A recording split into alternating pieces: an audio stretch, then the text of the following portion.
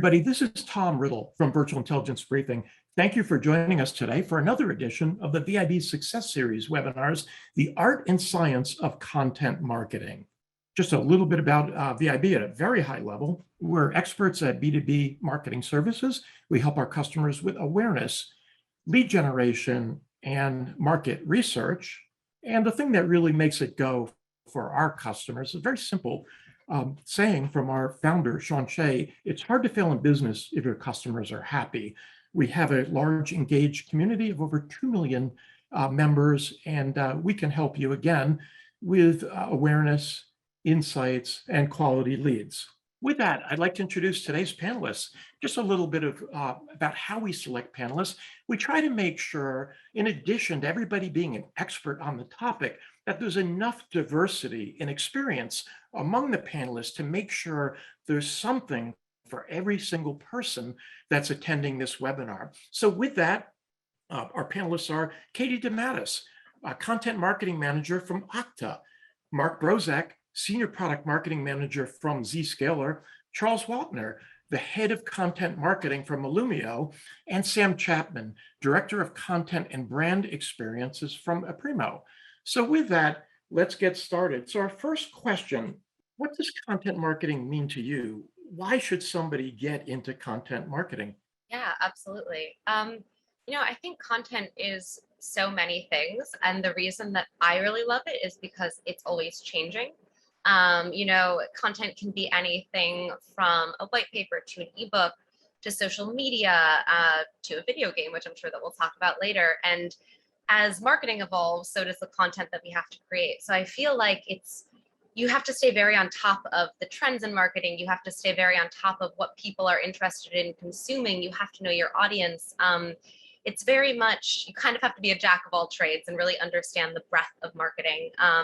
So I think for me, that's why content marketing is so interesting. It's so multifaceted. There are so many things that you have to keep tabs on and know, and you're kind of always learning as you go.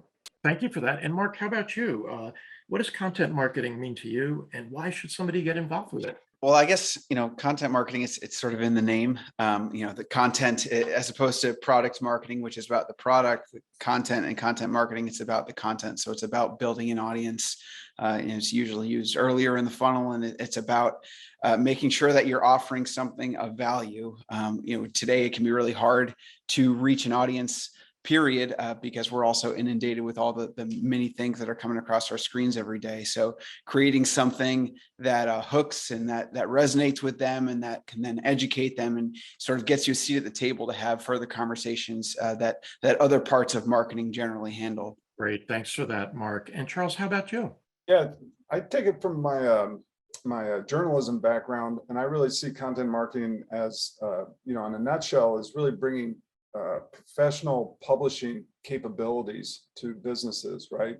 And so that's that gap, because businesses have always known how to market, but over the years, the last 10, 15, 20 years even, they've learned how to be publishers. And it's really a publish and perish situation now, especially for SEO and just building awareness. So it's really bringing that skill set of being a great publisher and being able to produce great content, and then marrying that with marketing and getting that content out there to drive your business goals. So it's really about that skill set of being able to execute on publishing that defines content marketing for me. Thank you, Charles. And Sam, how about you?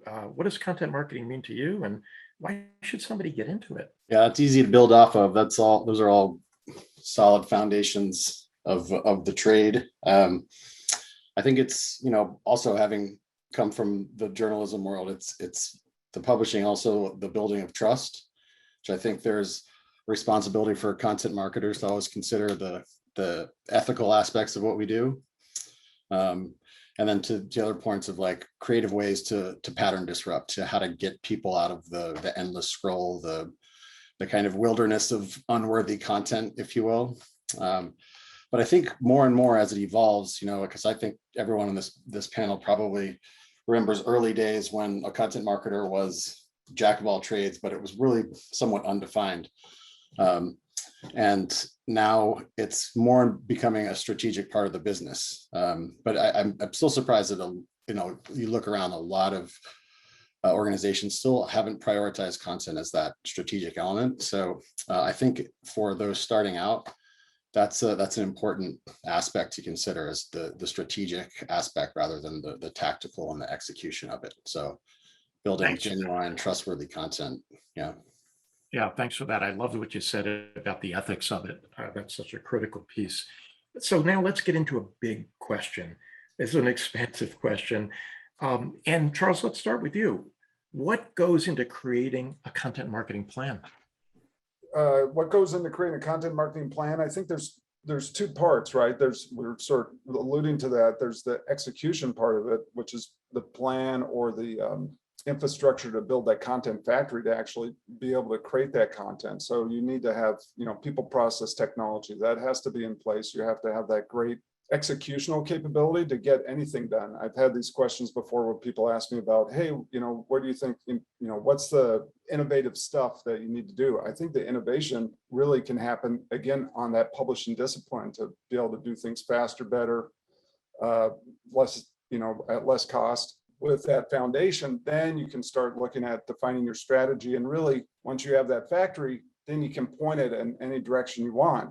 Do we want to do more infographics? Do we want to do video? Do we want to do, skyscraper thought leadership? With that factory, then you can do all those things. So it's really set that up.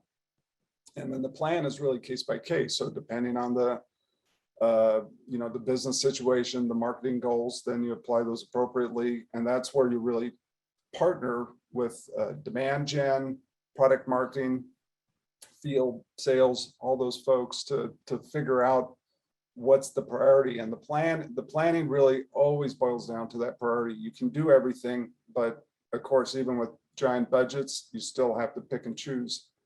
So the planning is really about prioritization. That's the way I would look at it. Thanks for that, Charles. And Katie, how about you? What goes into creating a content marketing plan? Yeah, I totally agree with everything that Charles said. I think that it's so important to have the right people behind your content. You need to have the right writers, the right designers. You need to be able to loop in the right people from your product team. But also, I think something that's super important is really, and I'm sure we're going to hit on this later, knowing your audience. You've got to be able to understand what types of content your audience wants to see to be able to design a program that's really going to resonate with them. For example, I work with developers. Developers don't really want content that sounds super marketing heavy. They want to be talked to by other developers. So you have to make sure that you're creating content that your audience wants to be consuming. Otherwise, you could have, quote unquote, the greatest content marketing program ever, and it just won't resonate. Great. Thanks for that. Mark, how about you? What goes into creating a content marketing plan at, Palo Alto or Zscaler or other places that you've worked? Everything that they both said, right? I think there's always an auditing component of it. So first, you need to think about it once you sort of define who it is you're looking to talk to. What is your unique perspective? What is it that you can offer to people that's going to create value for them? That's going to help you build trust to then, again, be able to have further conversations, get into the consideration phase as other people are saying, and then you look at, well, what is it that we currently have? What is it that we need to create? And as Charles was saying, what's the highest priority things that we can create? And I tend to like to think of, what are the big pillar pieces that we can make that you can then atomize into a bunch of derivative pieces of content, so that you're not, trying to reinvent the wheel or create everything from scratch, but you have sort of some big things that you can plan around, and then everything else becomes sort of a bridge that either leads to or from that to the other big things that you have in your plan. That's great. I liked what you said about atomize. I think that's a really good way to look at it. And Sam, how about you? Your experiences at DataCore, Primo, and other places. What has gone into creating a content marketing plan? Yeah, to Katie's point, it really is knowing your audience. DataCore was super technical. Anything that smelled like marketing was, tanked. So again, it's back to that like truth in what you do and the brand trust. I think in addition to people, process, and the production of it and buttoning that up, just not self-isolating, like talking to sales, talking to your engineers, talking to getting involved as many customer conversations as possible, sitting in, eavesdropping, that's invaluable to everything else that my colleagues have just laid out. But right at the beginning, and this kind of flows into a broader conversation, is getting, when you're sitting down to that plan, whatever that, like the end game is, if it's product adoption, brand awareness, just getting really clear on what your goals are so you can measure your success. Thanks for that. And that's a good lead into our next question, Sam. And I think this is a key one when we talk to customers. This comes up all the time, which is how do you evaluate or measure performance or effectiveness of content? Katie? Sure. Yeah. I think that, there are a couple different things, and it also really depends where in the funnel the content falls. So, if it's an awareness piece, then we're going to want to see just generally how many eyes we got onto it. We're going to want to see like how long people spend looking at the content, that sort of thing. But if we're looking at more bottom of the funnel content, then, you have to kind of have some way to measure sales conversions, to measure how many people move from that like last piece of content into talking with the sales rep. It's really good if you can start at the top of the funnel and really see all the way through. And I know that there are definitely, we have some great tools for that. But at the end of the day, when you're working with a product, like you really want to be able to see, am I getting brand awareness? That's the first piece. And those kind of metrics, like how many net new people learn about your brand or your product. And then B, how many people are actually going to convert because of this content and then use the product. For me, those are kind of like the two biggest buckets for measuring the performance of content. Thanks for that. And it's interesting because sometimes we find with customers are doing something new or experimental, it's kind of hard to measure that, which is interesting. Mark, how about you?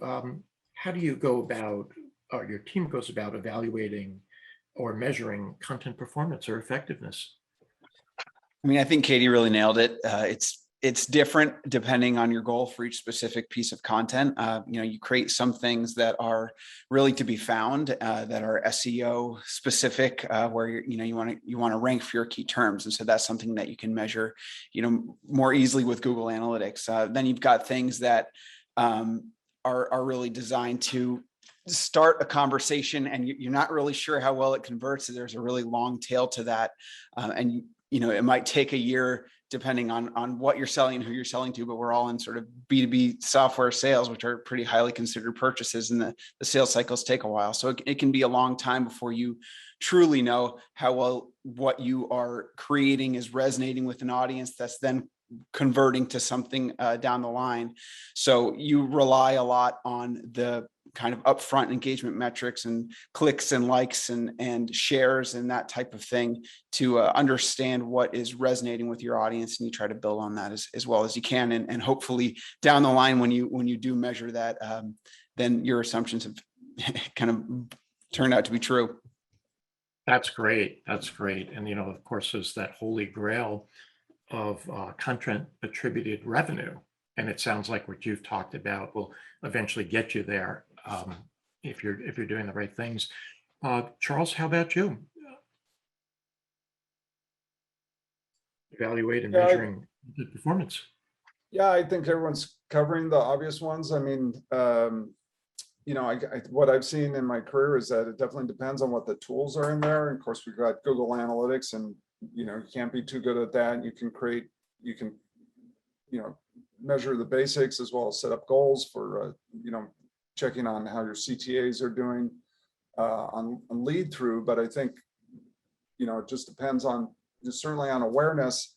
It's all about that organic traffic. Like, so I usually run the blogs on corporate sites, and it's really looking at those numbers in terms of how you're building that audience that flows into the website, right? So that's a really focus area. And again, that gets into SEO in terms of targeting certain areas, figuring out if you're attracting the right people on the right keywords, but just growing that. I think one thing we haven't talked about too much is subscribers, right? So again, I go back to the publishing model.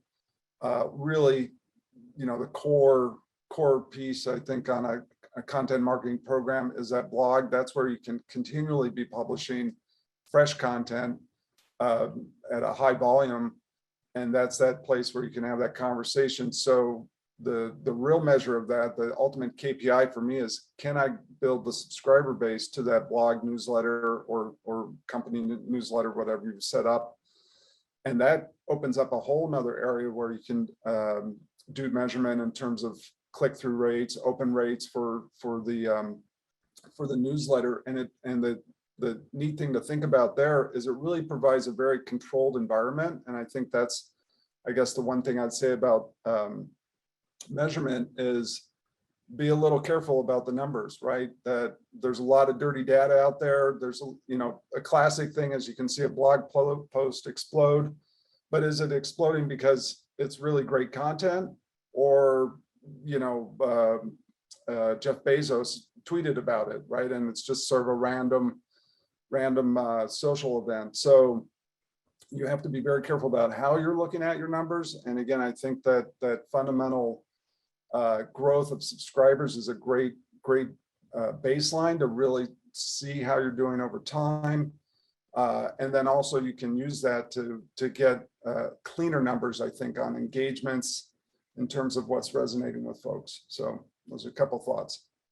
Thanks for that, Charles. Sam, is there anything that you'd like to add to that about evaluating or measuring content performance or effectiveness? Sure. I mean, I think I'd like, everyone's got the outward, the kind of retrospective nailed content ROI or campaign ROI, if you will. But I think one thing, as in our profession, we have to manage those and the means and ways of production of content. So everyone's going to be a rock solid project manager. So turning it back in rather than the return on investment, it's kind of like you have to know and have your finger on the pulse of what's the return on effort that went into producing a piece of content. So it could get as many impression engagement numbers as you like, but what was the the labor that went into that? And I think if you can develop a system for that, I'm assuming it's largely manual at this point, but if you can develop a system for that kind of ROE, you can take what's typically, Charles, you were talking about building that factory. You can take your factory and turn it in from a kind of a digital asset repository into like what I'd like to call a library of smart content decisions. And you can start to disseminate those based on what works from internal production times out to what's actually resonating in the market. So I think you can marry the so-called ROE with the ROI to get a fuller picture of what's working closer to real time than a 6 months ROI. That's interesting. I loved what you said about ROE. Most people do talk in terms of ROI, and the human capital in your organization is the most valuable piece. So making sure that's efficient is great. So okay, so now let's talk about content marketing, of course, and we've touched upon, is a lot more than creating content. Let's talk for a minute about how should content marketers work with the rest of the organization. What are some of the key skills, both hard skills, but also soft skills as well, and capabilities? Mark, would you like to take that? Sure. I'll say it depends a little bit on your model. I've worked for and with different companies that content marketing is responsible for different levels of incorporating product information or the kind of distribution and demand gen strategy that gets built off of a piece of content. Sometimes that's all sort of part of it, and other times you're taking in requests and you're creating the stuff and other people are running with it. But either way, I think the ability to communicate well and collaborate well with the other parts of the marketing ecosystem, and as well as sales and listening to customers in the industry. And there's a lot of that goes into creating content that's going to meet your goals and that's going to resonate with the people that you're trying to resonate with. Obviously, writing is a big piece of it. There's a program management component of everything. So I'd say that those are some of the probably top skills that go into it. I'm sure others have additional to add on. Great. Thanks for that. And Sam, how about you? Yeah, I think that's the ability to be a pretty dynamic marketer. The one thing that I've always found that's unique is acting as kind of the bridge. Whether it's products, R&D. It's like I like to think of it as a diplomat within the organization. Someone who's willing to talk to everybody, to reach out, provide transparency, and just keeping a finger on a pulse at what's working and the overall sentiment. And also, in certain respects, I've always been close to internal comms and culture building as well. So I think that willingness to reach out, across teams is very important for a content marketer. Great. Thank you. Thanks for that. Katie, how about you? Yeah, I think Mark and Sam both really hit the nail on the head there. Content marketing is it's so cross-functional, right? I mean, you're working with demand gen, you're working with the events teams, you're working with product marketers, you're working with sales. And I think one of the biggest things is kind of being that person to arm all of those different branches with what they need to do their job in the best way possible. Making sure that there's a cohesive brand voice, making sure that the tone is in line with what it's supposed to be in sales emails, that sort of thing. Like, you really kind of act as the glue that's holding all of these different pieces of an organization together by creating really good content, and also by being able to communicate with these people and share that content with them and really teach them how to use it in the way that's going to be the most effective for whatever programs they're running. Thank you for that, Katie. And Charles, how about you? What do you see as some of the key skills, both the hard skills and the soft skills, in terms of working with the rest of the organization? And you've got kind of a unique approach experience, because you've worked as a content marketer in the trenches, but also top down, building from scratch a large content marketing organization. Yeah, I mean, just building off everything that everyone has already said. I mean, it's probably one of the most enjoyable parts of my job is being that hub or that diplomat, and just what everyone talked about. As a content marketer, you need to support the whole organization, and the thing that's really hit me hard over the past couple of years is just how much my colleagues depend on me. And so that's that you're at this hub at the center, providing this rocket fuel to drive marketing organizations. And so there's a real responsibility. The way I like to think about that soft skill is paired leadership, right? So we're definitely there to serve.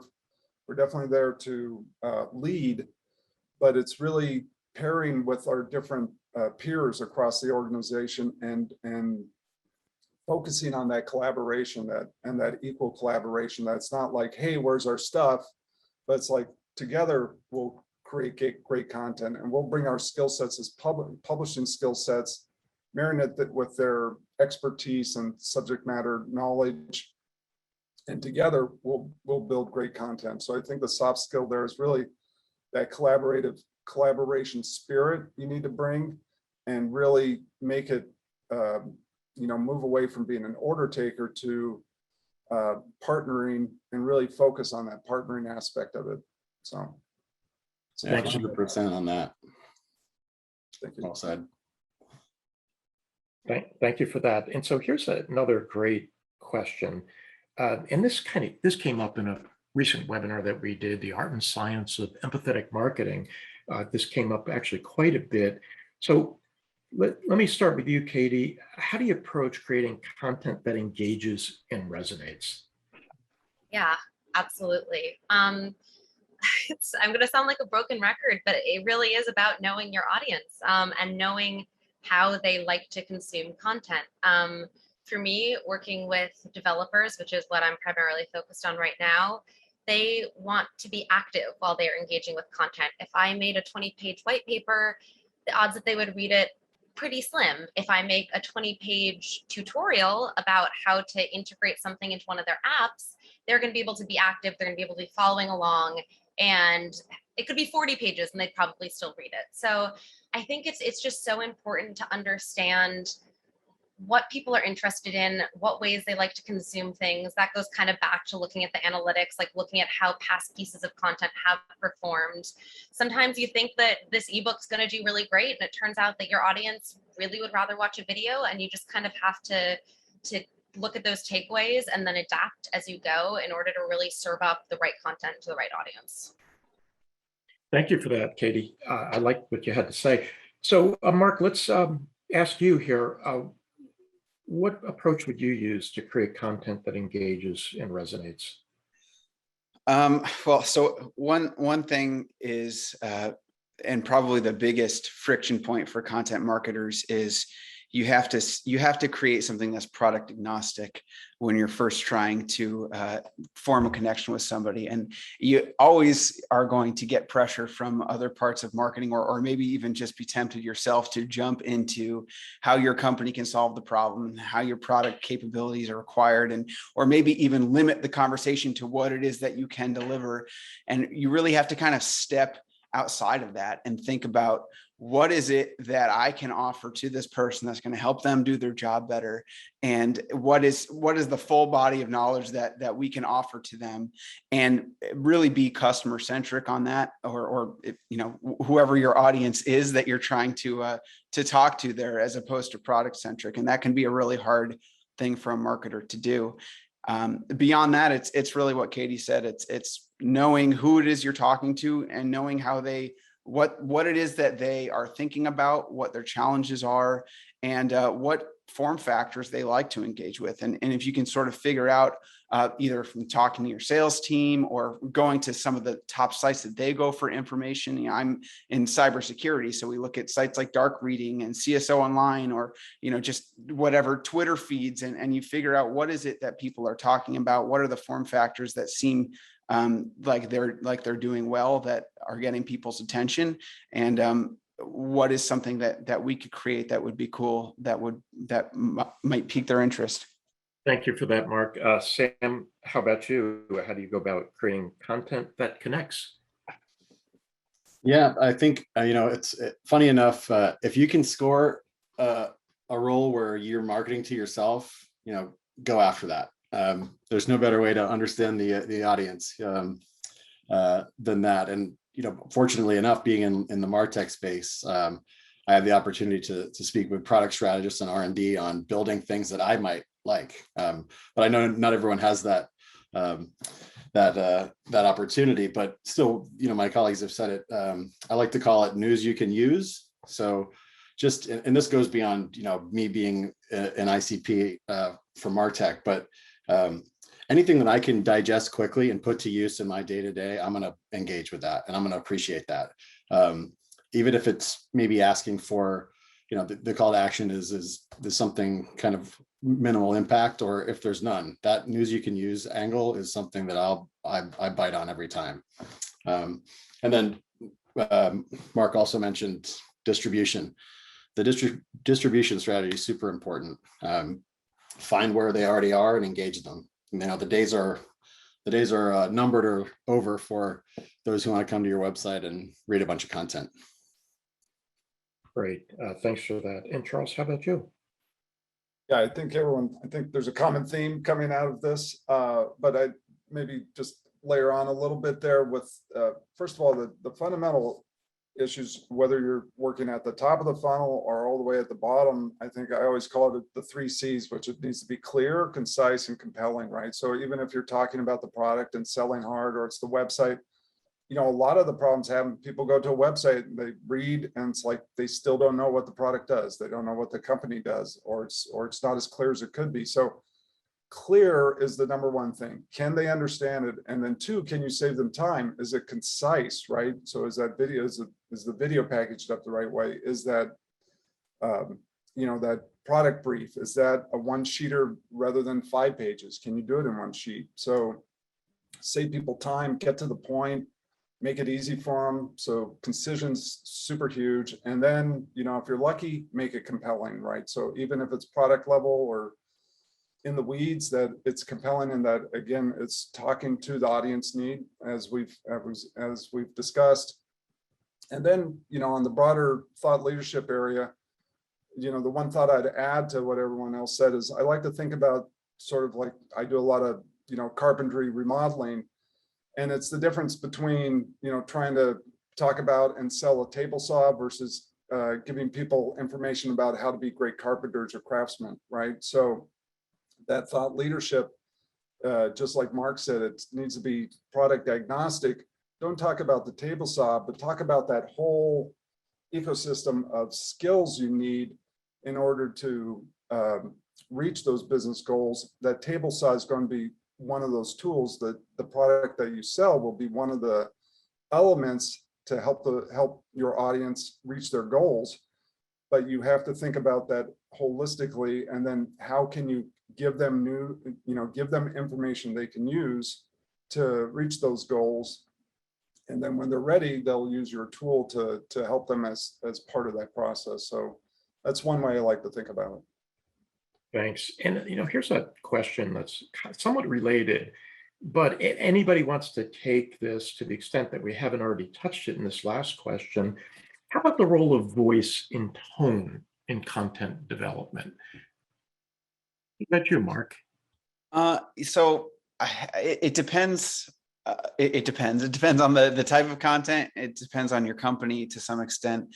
Blogs tend to be more casual, and people don't want to read really dry stuff in any form factor for the most part. So you want to make it as interesting as you can, but you might have a totally different tone for a blog than you would for some kind of white paper or something where you're trying to come across as more serious. I've also seen startups can get away with being a little bit more edgy or funny than when you work for a big company that wants to be more serious and come across as more adult, and it's really different strategies for different things. But I will say over the course of my career, I have seen a shift from things being really long and dry and technical to trying to be more engaging, because that your content is only going to be useful to people for as long as you can hold their attention. So I think trying to be to Charles's third C, compelling is important, whatever that means. Thanks for that. Anybody else have anything to add about the role of voice and tone in content development? And Mark, I liked what you had to say, the differences between startups and large companies. It seems that sometimes in a larger company, that's really has kind of more mature understanding of brand that can be a little bit tougher, it seems, to from a voice and tone perspective. Sam, any thoughts on that? Yeah, I mean, the establishing the brand identity kind of out. It's been said, brand then demands voice and tone goes a long way in understanding who you are as a brand. So, but that also means that everybody in your organization is taking cues from that. So it's the way, your customer success team is talking to customers. It's the way sales is out pitching in market, and just the kind of shared vocabulary that everyone has in that voice and tone of when we speak about our brand, this is how we say it. I think that's really important to get the collaboration and the buy-in across the organization. So wherever you are, wherever you're found, whether it's in a room or it's a digital experience, it's looking, feeling, and sounding the same way.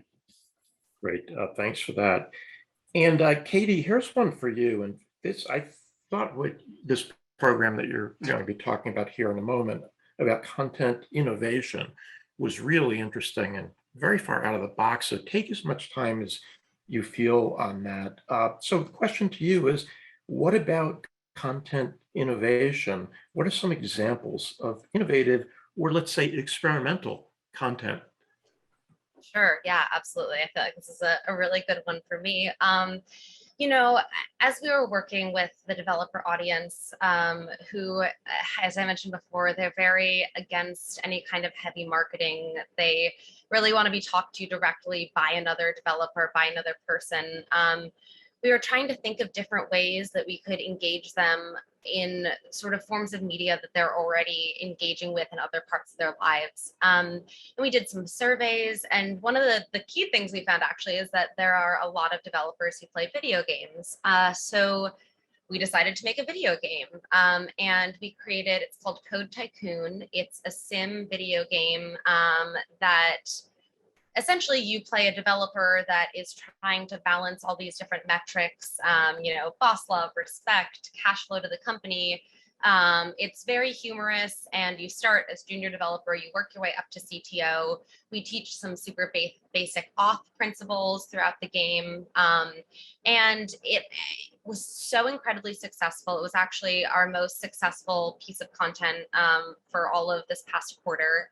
And what was really great about it was, outside of, just being able to engage with our target audience in a way that not a lot of other companies are doing, we were able to make tons of derivative content from it. So we did a live stream on our Twitch with the developers that tons of people tuned into.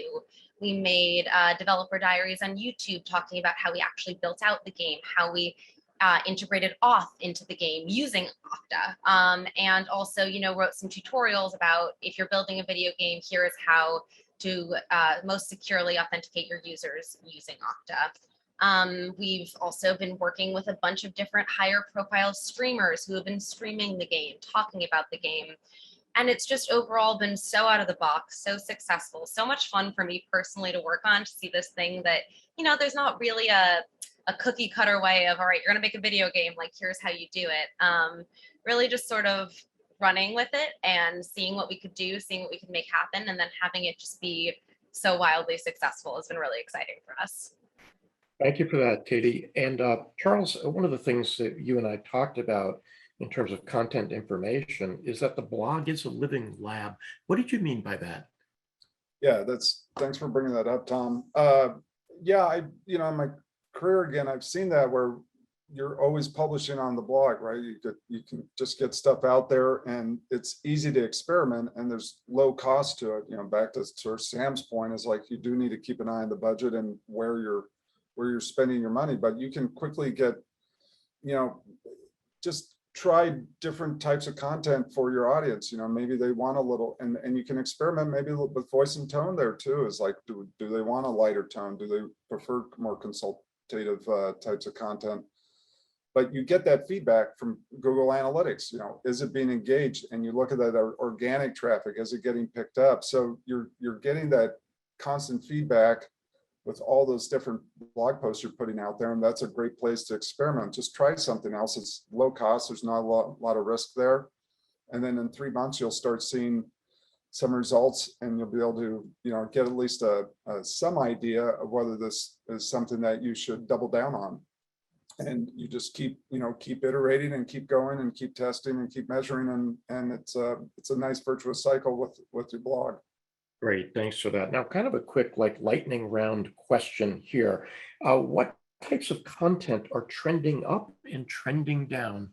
Anybody have thoughts on that? I think we all had different thoughts on that, right? So again, I'm sort of a fundamentals guy, but what I see is the real battle, at least again on organic, it's all about skyscraper content, and it's really a simple concept because you want your content to stand above anything else. So if you're going after, for Lumio, if you're going after ransomware, right? How do you rank number one? Well, you need the best piece of content out there compared to anything else. And Google's doing a great job of giving credit where credit's due on that. So that's all about, it's more comprehensive, it's more extensive, it's more thorough, it's more clear, concise, and compelling than anything else out there. But it's at the end of the day, it's really about how do you innovate in terms of creating that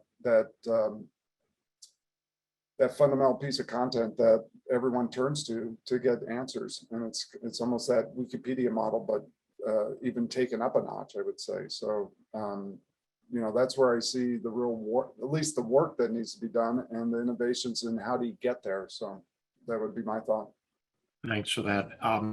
And Sam, if we were to take this down to a really tactical level, we look at different formats of content, like an infographic, video, a white paper, interactive content. What do you see as trending up, being more of a go-to type of a format these days? Anything come to mind? I mean, video is always huge for me. The ability to, and what I would say, distinguish between hi-fi and lo-fi, like low fidelity video versus something that's going to be, dripping with the design and take a quarter to produce. If you can crack the code to getting video out the door quickly, to getting to kind of operationalizing your team and your product evangelists out on social, what have you, getting video out there in that kind of lo-fi way where it allows you to connect on a human level, but also to pattern disrupt some of what's out there. That's a great lead in, a great kind of fishing lure to get them into those skyscraper pieces, to get them into just digesting some of your more core content pieces. So I think video's here to stay. That's great. I liked what you said about pattern disrupt. Is there anything you'd like to add to that? That's an interesting concept. Yeah, I mean, the most recent example is my CMO put something out, and it was a squiggly line that went all these different ways. And it said, an accurate representation of the buyer's journey. And that was it. And it blew up. And that was, probably the most engaged with piece that we'd put out in a while. So it's just some of that lo-fi. It lets you know there's a human at the end of this kind of like corporate tunnel tending things. I think that's super important. That's great. I love that. Anybody else have a thought before we move on that? Is there any kind of content format right now that just no longer working, or it has doesn't really have that utility or effectiveness? Any thoughts on that? Yeah. I think I would be hesitant to say that anything is trending down, just because I think that it really depends on the use case. However, in terms of things that I've noticed that are definitely getting more traction, interactive and video are really picking up. And one thing that I've noticed about interactive content is that if you start something with a quiz, you can really then tailor up the content that you're going to be serving that person, right? You can really personalize. If you know that the person that you're talking to is a CTO at a startup, you're going to want to be serving them something different than if they're a CTO at a massive company. And when you are able to ask those questions, able to sort of hone in on who the audience is through some kind of interactive, whatever it is, whether it's a quiz or an infographic, then you can actually give your audience the content that is going to be beneficial to them. Right. That's a great tip. And I'd also say, look at what is trending in the media generally as you start to think about how to interact with your audience. A lot of times the temptation is to look at what your company's done in the past, but you look out there and there's lots of quick cut videos and interactive things and visual stuff. And that's what you have to draw them in. And I think, some combination of, what Sam is saying, where it's something super easy to digest, or what Katie's saying with like a really compelling interactive tool to kind of grab them. And what Charles is saying that then leads to a robust piece of content that really stands you up as an authority on a topic and that creates value for them. I think you need to tie those things together, but you can look outside of what your company's created in the past for inspiration on what might hook people. Great. Thank you very much for that, Mark. Let's move on to another topic. This is a big one for me, and it's a big part of what we do as a company, which is helping our customers establish and assert their thought leadership. So, Sam, question for you. What is thought leadership and why is it so important? I know you have some pretty defined thoughts on that. Yeah, I think, first of all, it can mean, thought leadership has, I would say, two tacks. One is what we call, big T thought leadership and little t thought leadership. The big T is something that is truly thought leadership. It's a defining moment in the market. It captures an area, either a trend or something that's building. And the strategic aspect is you're getting out in front and owning that market for it, if you will. It's more of the strategic aspect of it. While the little t can be something within a defined area where you're taking your product or your company differentiation and adding the spin to it. But I think one of the, and we've talked about this, while thought leadership is probably the single most effective inbound marketing strategy out there, it's easy to do it wrong. So, and we talked about the Edelman survey, and for everyone out there, I hasn't read this, I think it was something like 90% of B2B decision makers said thought leadership content directly affects purchase decision, but 15% said these bylined articles and other typical forms of it is usually done poorly, or 15%, like actually is done well. So, and usually that's because time. Thought leaders don't have time to sit and think and draft these bylines and work on strategy. And then again, we've all touched on this, we've all experienced this. It gets down into where that little t thought leadership might be a slippery slope to being transactional content, pushing your products, pushing your brand too much. And then the third, which stems from 1 and 2, is you've got this responsibility or this push to optimize for keywords, which just turns it into garbage. So I think being cautious of that and adding, putting those kind of those cautions in front of your strategy will help you kind of define what that is for your organization. Great, thank you for that. And Mark, in your career at Forrester and at Palo Alto and Zscaler, thought leadership has been a big part of what you do. Give us a feel for a little bit about that experience and what your learnings have been. Yeah, at Forrester, we would have a lot of people that would come to us sort of looking for ideas on how we can be thought leaders. And usually our coaching would start with what Sam started describing as the little t thought leadership, which is sort of what is your product differentiation and what is your philosophy? Why did you decide to build a product? What is the challenge that you saw that you're solving? And really, I'd say focusing on that challenge that your audience has and how it is that you would like for them to address it, what you think the right philosophy is for them to address it, and then how you can help guide them. Again, sort of before getting into your product capabilities, but what can you truly offer that might help them take steps towards that? I think that taking that approach can lead to some really good ideas for creating and then making things that resonate with your audience. Great, thanks for that. And I know, Charles, you've got some pretty well-defined thoughts on thought leadership. If you'd care to share some of those. Well, I think it just tracks with what everyone else is saying. I mean, the way I would term it is thought leadership is expert guidance. And then I like to think about it that way because that also allows you to think about it in terms of both strategic and tactical expert guidance, right? So that can be a little confusing because you think thought leadership, on the strategic side, that's where I really, and again, we're talking about B2B companies, right? So this is a little different than just anything, but they're trying to solve business problems. It's serious because they got money on the line. They're trying to get stuff done. But the strategic side, I really looked at folks like, again, Forrester's a great example, but Harvard Business Review, McKinsey, that's the model I see on strategic thought leadership is where's your vision for, and the philosophy, I think that was mentioned, that Mark mentioned is, what's the philosophy there in terms of how to approach the problem space, right? But then if you think about expert guidance, then you can also comfortably think about thought leadership as how-to information. I think that really hits the area that Katie lives in with the developers. It's like, they probably aren't, philosophical or strategic side may or may not play in there. They're trying to figure out how to get stuff done.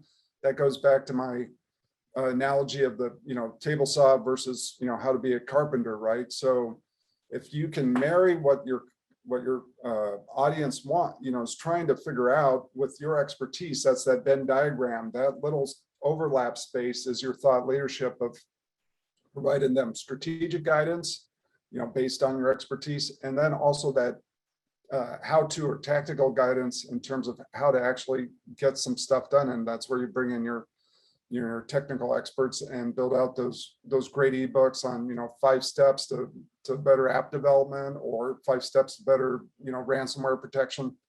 And so you can go up and down the strategic and tactical ladder there, but it's all thought leadership at the end of the day. Great. Thanks for that, Charles. And Katie, if you could take a minute or so, you and I had talked about influencer campaigns, which is a kind of, I think, adjunct to or adjacent to thought leadership. Any thoughts on that? Yeah, definitely. I think very much in line with what everyone just said, that if you don't have some kind of credibility, then any of the other content that you produce is just sort of content, right? Like, you can have all the product content in the world, but if you aren't positioning yourself as someone who knows what they're talking about in the space, then why would anyone listen? And something that I think is super important, and this can go 2 ways, right? You can have internal influencers. For example, on our team, we have a developer who wrote the book on OAuth. People trust him to talk about OAuth. And he will put out blogs about OAuth, and people will be like, oh, I know this person, I know their name. They've already pre-established their credibility, and I'm interested in hearing what else it is that they have to say.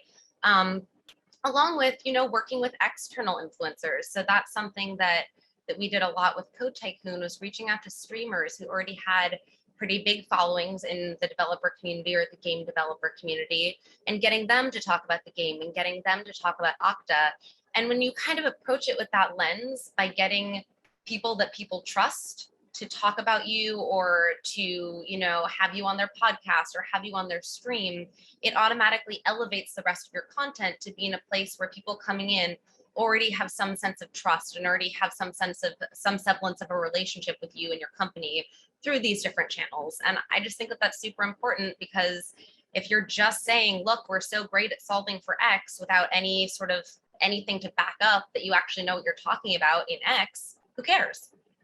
Thank you for that, Katie. I wanted to remind the audience here that we are offering an extra $10 gift card for chatting your top 3 takeaways. We've got some amazing stuff here, and probably about 60% of the audience has participated in that. So here's your chance. We've got 6 or 7 minutes left.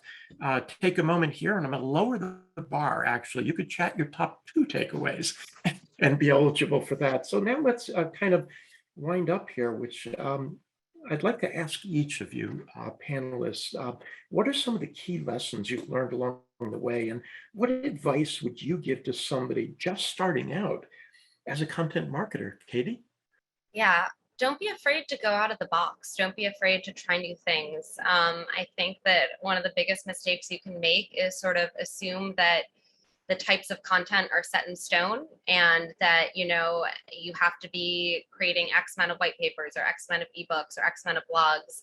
Just because it's worked in the past doesn't mean that it's going to continue to keep working. So really just listening and adapting based on what trends you see, what kinds of things your audience is interested in. I think that that's super important. Thank you for that, Katie. And Mark, how about you? Is there some piece of advice that you would give to somebody just starting out, based on your rich experiences? The first thing I'd say is just have a plan, make a plan, and stick to it. As a content marketer, you're going to get requests from everywhere. There's never a shortage of content demands, and you need to be able to say no to things because you have a plan and you have priorities. And doing it that way will also allow you to do what is sort of my second piece of advice, which is to think about what your big pillar pieces are, or as Charles called them, your skyscraper content, which really set the foundation for what your message is and the area that you want to be an authority in. And then that gives you the opportunity to create derivatives of that, and that all those derivatives amplify that piece of pillar content. And you're doing it in a way that's not only creating less work for you because everything is already tied together and you're just taking new pieces of it, but it really helps extend the reach of each of those things together. So have a plan and define your pillar pieces are my big pieces of advice. That's great advice. Thanks for that, Mark. And Charles, how about you? What are some of the key lessons you've learned? And what advice would you give somebody just starting out as a content marketer? Yeah, I think, well, first of all, I definitely springboard off of what Mark said. I think the real challenge is there's always limited time, resources, there's always unlimited demands, and that prioritization is really like the hardest nut to crack. And that's probably the number one thing I work on with my team and in the organization. I think a key thing I'd add to that is, if you're in a B2B company, that you really need to go up to, CMO level, or even at the CEO level, and get the basics on that prioritization. Those priorities should come down from the business through the marketing leadership.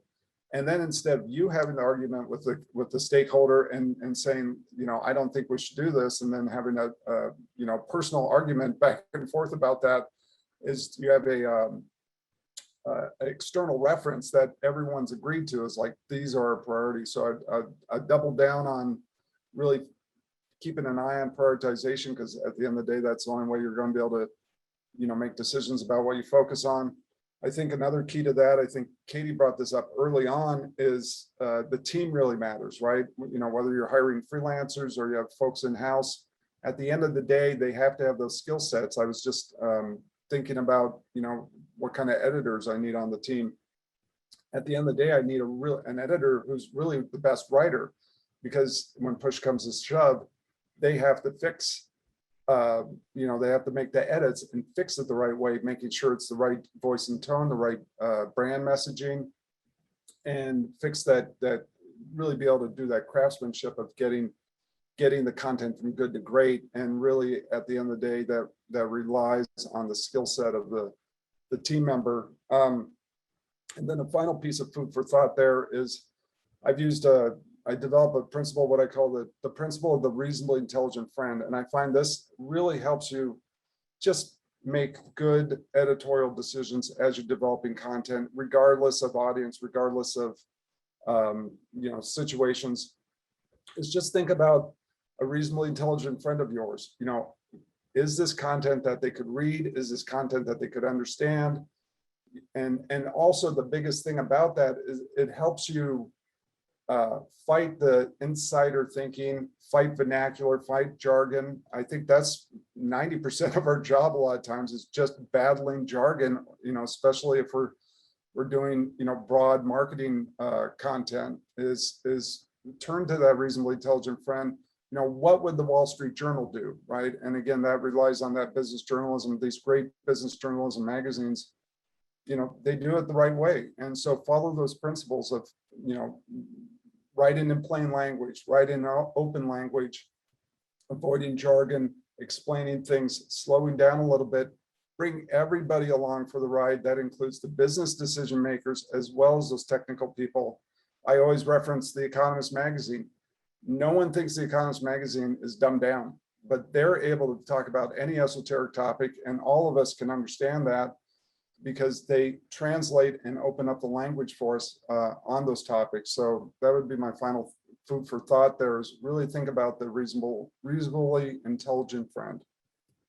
I like that, reasonably intelligent. That's fantastic. And Sam, how about you? What advice would you give somebody just starting out, and what are some of the key lessons you've learned? Yeah, I wrote that one down, Charles. That's great. I would say, the opportunity for those starting content marketing is pretty vast, and it's only going to become more important. So I'd say pay attention. It might lead you to something, you might become a product marketer, you might become more of a brand strategist. I mean, for me, over the course of all these years, it's led me more towards, brand and brand definition. But just paying attention, you do, your first kind of tour of duties and content well, and you're going to have a lot of paths open up for you. So paying attention to what excites you. Also, and it comes from the journalism world, and just as writers and creators, we are driven to new and different experiences. So mine those experiences, combine that with, that kind of, that close attention that you're paying to the business around you. And then, Charles mentioned it a bit as well, is that these skills that you develop, in many senses, the future execs of marketing are all going to need these as a fundamental. And I think anyone looking, further down their career towards being a CMO, running an entire organization, you're going to have a foundation in content marketing in some respects. So again, yeah, pay attention and evolve, and it never hurts to have a mantra. Great, thanks for that. And I'd like to thank everybody, our panelists and our audience today. I've learned a lot here today, and we've got some great comments from the audience. I guess the last thing I'd like to say on behalf of VIB is we help distribute our customers' content, getting them to the right people, your exact right targets. We'd love to help you with that.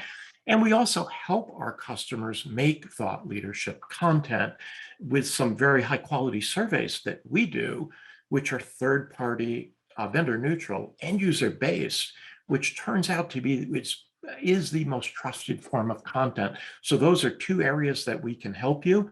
Again, I'd like to thank everybody today. This has been great for me. I've learned a lot. And so thanks again.